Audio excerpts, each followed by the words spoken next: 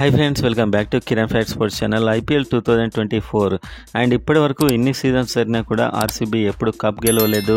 And team చూస్తేనేమో strong batsmen, strong players అయితే కనిపిస్తూ ఉంటారు, కానీ ఎప్పుడు వాళ్ళు కప్ అయితే గెలవరు. అండ్ ఈసారి కూడా 3 మ్యాచ్లు ఆడి 2 ఓడిపోయారు అండ్ ఒక మ్యాచ్ అయితే గెలిచారు. సో మీరు చూసినట్లయితే ఈ మ్యాచ్లో కూడా వీళ్ళు చాలా రన్స్ కొట్టారు మొదటి ఇన్నింగ్స్లో. అండ్ వీడియోని అయితే లైక్ చేయండి ఐపీఎల్ ఫ్యాన్స్, అండ్ సబ్స్క్రైబ్ చేసుకోండి ఐపీఎల్ అప్డేట్ కోసం. అండ్ ఆర్సీబీలో మీ ఫేవరెట్ ప్లేయర్ ఎవరో కామెంట్ చేయండి. సో మీరు చూస్తే ఆర్సీబీ ఒక 180 రన్స్ దాకా కొట్టింది 20 ఓవర్స్లో. సో చాలా పెద్ద స్కోర్ అనిపిస్తుంది. మీరు చూస్తే విరాట్ కోహ్లీ 83 ఓపెనర్గా నాట్అవుట్ ఉన్నాడు. 59 బాల్స్, 4 4లు 4 6లు. అండ్ గ్రీన్ 33 అండ్ మ్యాక్స్వెల్ 28 ఇలా కొట్టుతూ పోయారు. 180 రన్స్ దాటిపోయాయి. అండ్ 83 రన్స్ కొట్టాడు విరాట్ కోహ్లీ 59 బాల్స్లో. సో ఇప్పుడు మీరు చూస్తే ఐపీఎల్లో 50 బాల్స్ పైన ఆడిన వాళ్ళు ఖచ్చితంగా ఒక సెంచరీ వర్క్ చేస్తున్నారు, ఒక విధ్వంసకర ఇన్నింగ్స్ ఆడుతున్నారు. సో ఇప్పటికి కూడా 140 స్ట్రైక్ రేట్తో కొట్టాడు. సో మినిమం 150 160 కూడా కొడుతున్నారు కొందరు. మీరు చూస్తే హెన్రిచ్ క్లాసన్ అయినా కావచ్చు, అండ్ ఆండ్రీ రసెల్ మొదలైన ప్లేయర్స్ అందరూ. సో మొత్తానికైతే 180 రన్ స్కోర్ కాస్త కష్టం అవుతుందేమో వీళ్ళకి అనుకున్నా కూడా Phil Salt and Sunil Narine అవలీలా బాధేశారు. అండ్ మెయిన్గా ఆర్సీబీ ప్రాబ్లం ఏంటంటే వీళ్ళ బౌలింగ్ చాలా చాలా చాలా దారుణమైన బౌలింగ్ డిపార్ట్మెంట్ని సెలెక్ట్ చేసుకున్నారు వీళ్ళు.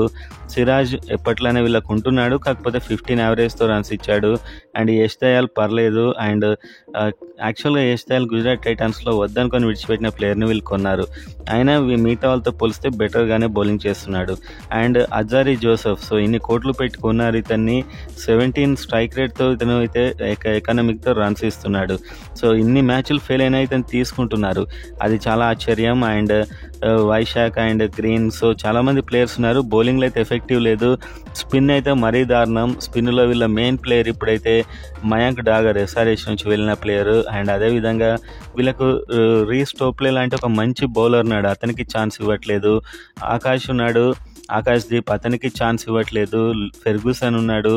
అండ్ చాలామంది ప్లేయర్, కరణ్ శర్మ ఉన్నాడు స్పిన్లో. సో మంచి మంచి ప్లేయర్స్ అందరికైతే ఛాన్స్ ఇవ్వట్లేదు. నాకు తెలిసి Faf do Plessis and Virat Kohli, opener కాకుండా విల్ జాక్స్ ఉన్నాడు వీళ్ళ దాంట్లో, ఒక విధ్వంసకరమైన ఫిల్ సాల్ట్ లాంటి ప్లేయర్, అతన్ని కూడా ట్రై చేయట్లేదు. సో కొత్తగా ఏం ట్రై చేయట్లేదు.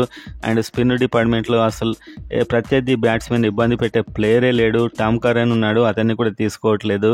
సో మొత్తానికైతే టీమ్ సెలెక్షన్ చాలా చాలా ఆశ్చర్యకరంగా ఉంది.